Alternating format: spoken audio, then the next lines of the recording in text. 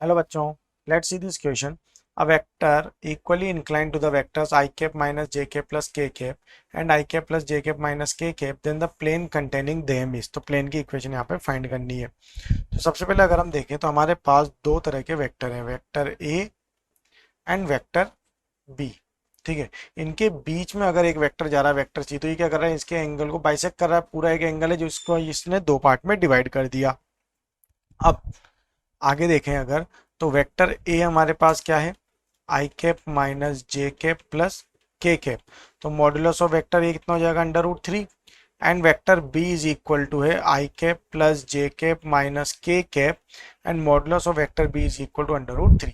तो therefore we can say vector C is a angle bisector, angle bisector of vector A and vector B.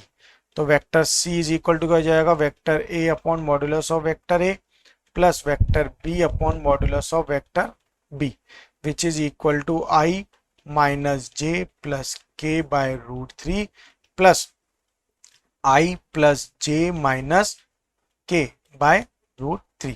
ठीक है, तो ये क्या हो जाएगा, 2 i कैप अपॉन रूट 3. तो यहां से इसकी इक्वेशन क्या बन गई, vector C will be equal to 2 i cap और i cap. Okay, so our final answer is option C and D. Best of luck.